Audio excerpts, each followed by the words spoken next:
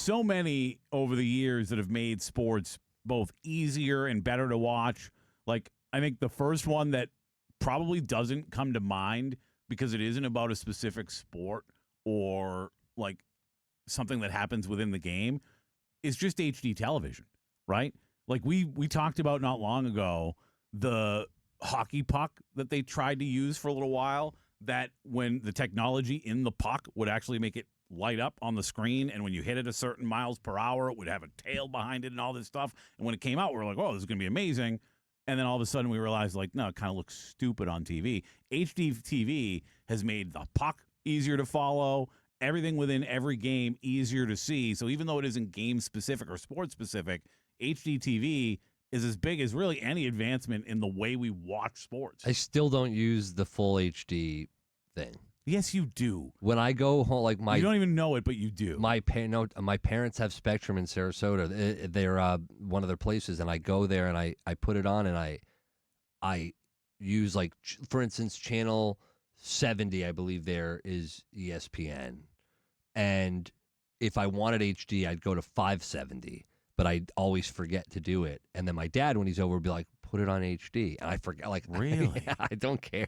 I didn't realize you should. It looks so I much know better. I know it does look better. So much better. See, what I thought you were going to say is, like, you don't have 4K, right? Like, I think to watch 4K, you got to pay a little bit extra, and like, who wants to do that? Or 8K now, or whatever the hell it is. But usually, like, I don't believe I didn't realize you could still watch standard definition on most cable companies. I don't know why they even have that option. But away from just the HD portion of it, I don't remember a time in my life that I didn't have, with baseball, you didn't have the box that you could see where the strike zone box. Yeah. I don't remember a time in my life where you didn't have the first down marker shown on your TV screen in the NFL. I do, which is why, for me, of all the advancements we could talk about, that's the biggest, because I remember not having that when I was younger. I don't remember even, which is crazy to think. I mean, not really crazy, because I just got into actual PGA golf probably, 15 years ago or so.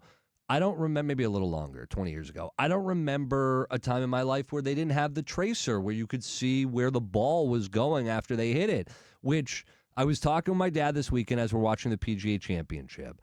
And sometimes they didn't show the tracer, and I'm like, where's that ball going? Sometimes when I'm watching baseball, that batter's box, they don't have the strike zone box, and I can't see, and I go, wow. That's when it makes me realize how tough an umpire's job is. Yeah. Now, I'm telling you, my viewing, even though it's sport and I'm there for the sport, it has improved my pleasure as a viewer to watch it and see what's happening, especially with golf and the first down marker in the NFL. I think it was the ESPN game. They had Ump Cam on during that game. I don't know if you remember that, when the Rays were playing. That made me like, oh, God.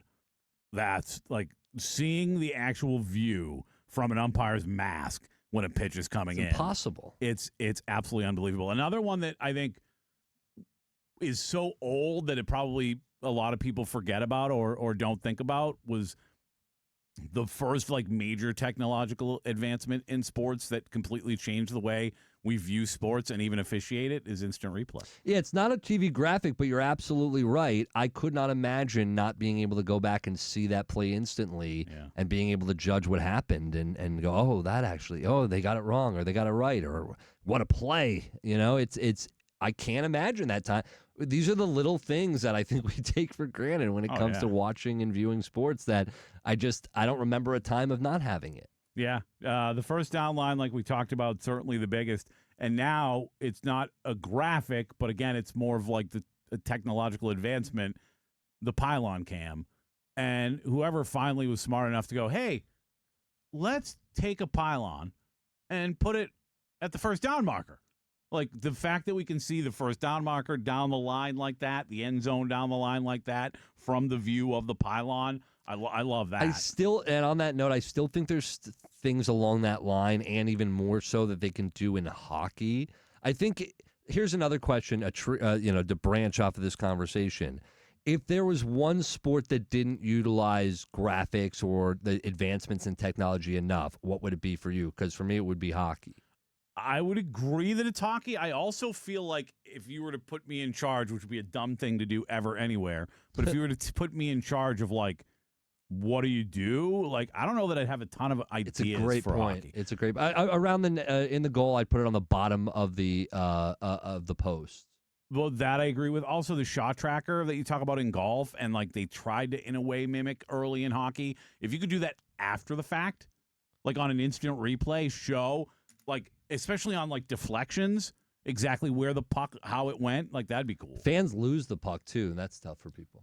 I'd like to throw a little wrinkle in here. This isn't No wrinkles. a graphic or a set thing, but when you mentioned HD TV, Pat, especially on Sundays for me, I couldn't live without the quad box. See, I don't like the quad box. I'm not a quad box guy. I don't know how. I'll do two TVs when I'm home. We do 2 TVs in the studio when I'm here doing the road games. But quad box is too much for me. I can't. I like quad. I like having 2 TVs and having double quad, 8. The Octabox. Octo. And then it's on 2 big TVs, so you can see it all. But for me, watching this, especially for the PGA Championship, which we'll get into a little bit later, like golf, I think golf's already for a lot of people boring. It becomes even more boring if you have no idea where that ball is going. And on the green, and an advancement they can make, we talked about this as well over the weekend, when they're on the green, sometimes these putts, like Aaron Rai, who won, made almost a 70-footer on 17 to put that thing away for birdie. But you can't really see the hole. You see the ball moving. You're like, where is it going? It would be so easy to like put a graphic on the TV of like illuminate the hole. Do you want that though? Just the hole, yeah. Illuminate the hole. Like make it, put a black graphic. Something to tell me where that hole is and where that ball is trying to go. To me, it feels like what we were talking about with the hockey puck, where it's like it sounds good, but it might look too unnatural on television. Because what you don't want is it, especially for me, like the idea of a sport like golf, I don't want it to start to look like a video game, right? And that's what can happen. Don't watch Happy Gilmore 2. When you get too cute with, that's a movie, and a funny one, by the way, funny movie. But you don't want it to, to me, when I'm watching sports, I don't want it to look too cute. I don't want it to look like a video game. I don't want too many graphics. And I just feel like an illuminated hole on a golf course would look weird. I'm just thankful we have the graphics, man. Couldn't imagine. My eyes are so lazy. Good point by Casey and Largo on the text line. He was talking about what's coming, the ABS system to check swings.